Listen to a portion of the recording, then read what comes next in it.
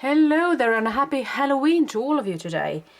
I actually realized today that it is the 31st of October and it is actually Halloween, and to my surprise I have forgotten all about decorating my home for Halloween and everything, so you can understand how happy I was when I finally got my hands on the new stamp set from Vilda Stamps, which is a Halloween kit, of course, with a beautiful owl there and a piece of a tree and a graveyard and bats and everything.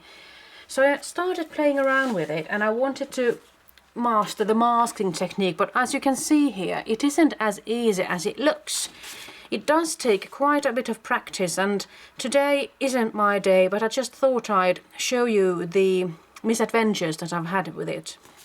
First of all, the tree is like this, coming from the right, but I'm used to making it come from the left, so I just turn the stamp around in order to make it work on that side. But the tricky part came when I wanted to add the owl on top of the tree branch there.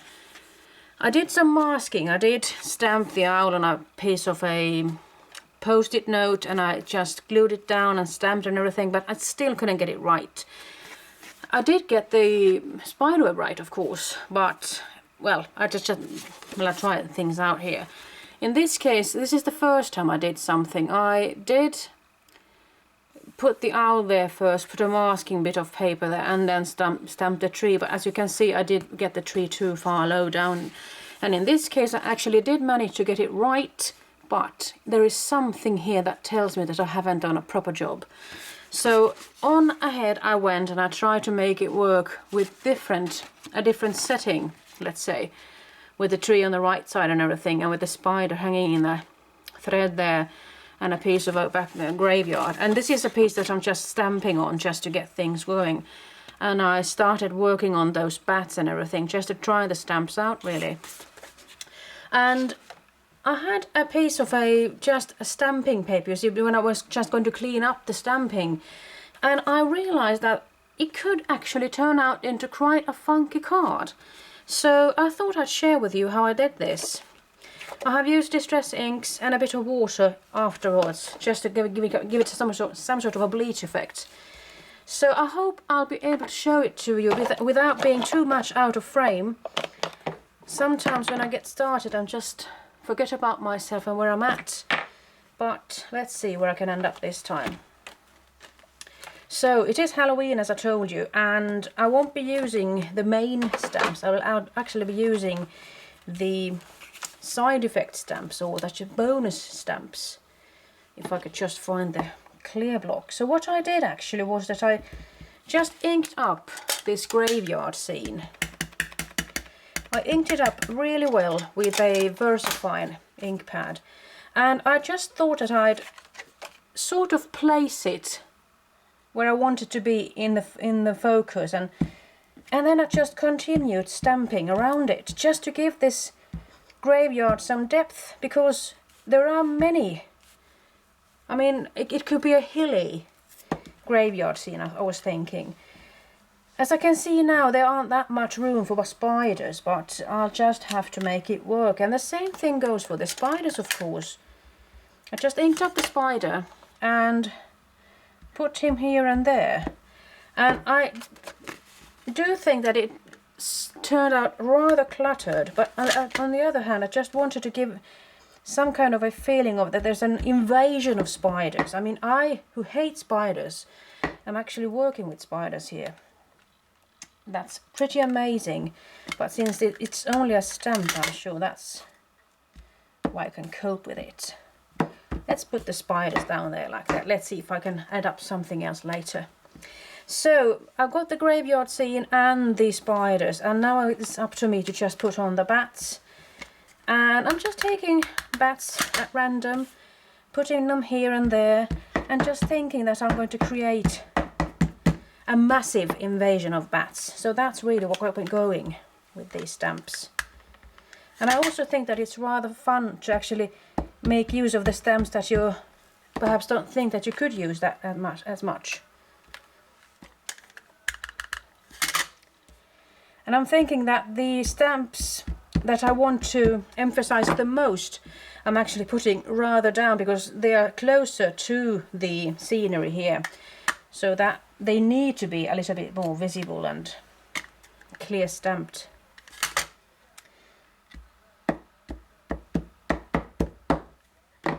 So let's see if I could actually be satisfied with this. Just going to close that one down, and I'm sure you could wait a little before you start coloring this in, but at the same time I'm sort of an impatient person, so I can't really wait now, can I?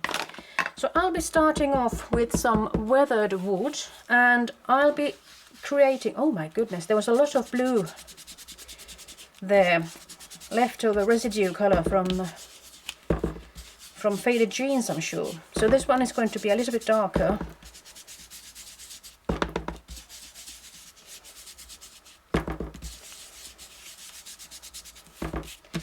So I'm just going to create a sort of a sky color here. But since it's going to be a night time, I'm going to make it rather dark now, aren't I? I actually did go for stormy sky in between. Let's see if I can make it work and create some sort of depth.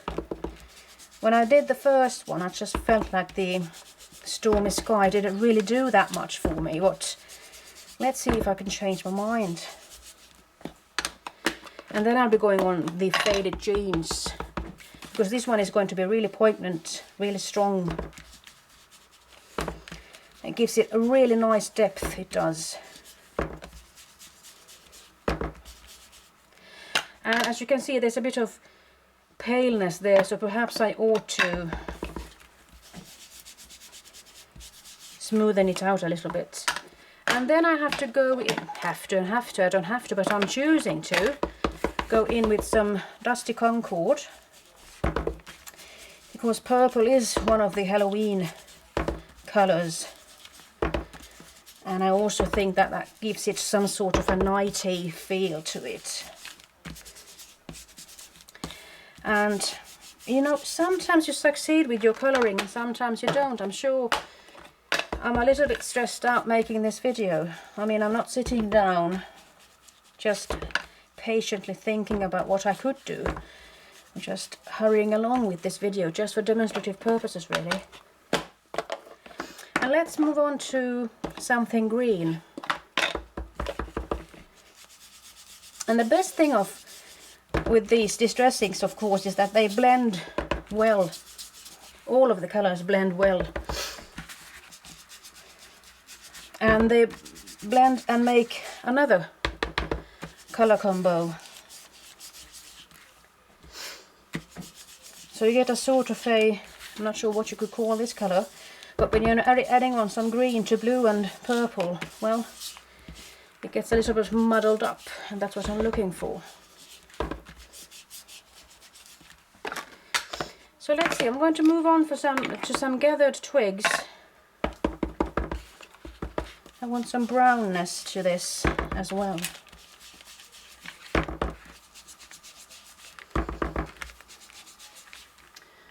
My goodness, my arm gets worn out.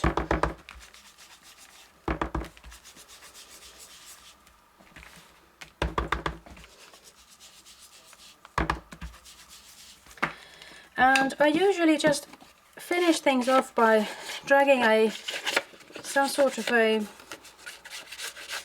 edge here, and even though it's getting a bit muddled up and a bit too much in places, I'm thinking that that's supposed to be like that, and I'm just trying to make it work, really. I'm not going to fret about it not being exactly as I wanted it to be. Instead I add on some more just to make it more obvious. So what else could I do? I mean, in comparison to this, you might think that it is a little bit more well blended here. Of course there's a stroke of brownness there as well. I'm sure I could do a little bit more.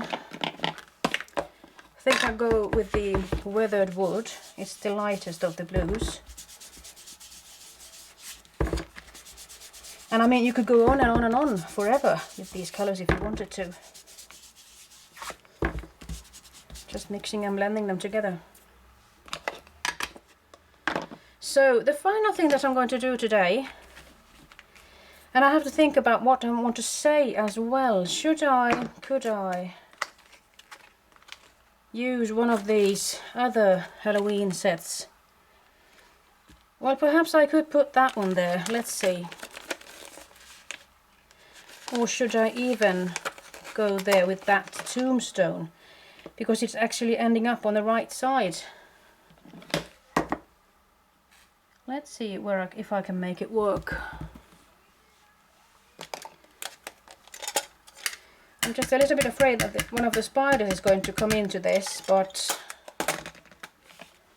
I hope I can make it work anyhow. Well, there aren't any spiders there now, are there? So I'm just going to try to make it work there. Well, it's sort of cluttered, isn't it? But perhaps you can make it work that way, I'm not sure. Let's see.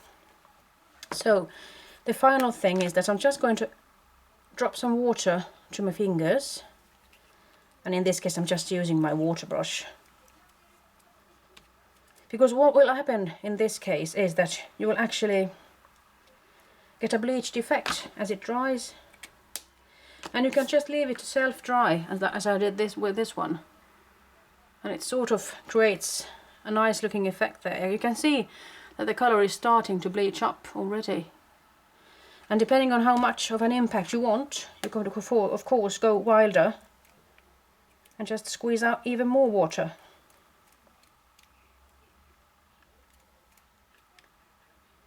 And now when I do want the water to come, it doesn't. Isn't that strange? It's just typical. Well, now it started working now, didn't it? So that's my tip for me today to you. Sort of a Halloween theme to this, with an eerie feel. I'm not sure what you think about these. Let me know. And you know, I could actually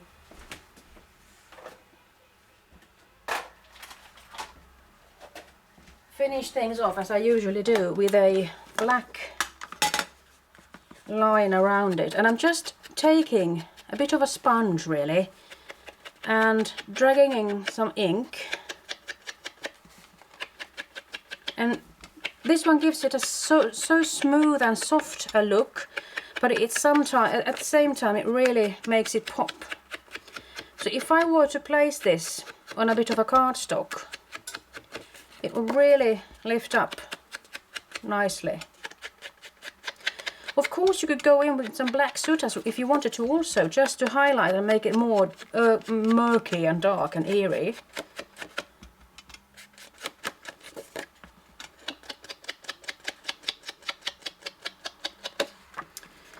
I will have to let that one dry first. I'm not sure if I can go it like this. Let's see if I can make it work. I haven't really tried this before.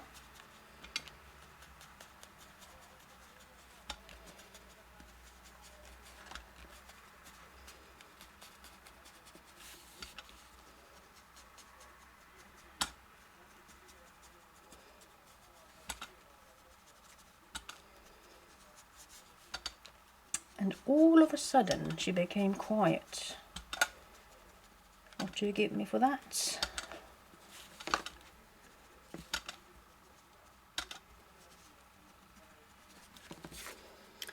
So that's a little bit more, I don't know what to say now, darker and eerier. So with this I'm just going to sign off. You know, come to think of it, I might continue working on this later, you never know. I might put in the number 31 and perhaps even put in some sort of a shrink plastic decoration. I will just get my mind brewing and perhaps I'll be coming back to you, and perhaps not. But in the end, this is what I'm going to show you and sign off with right now. Happy Halloween to you. Bye bye.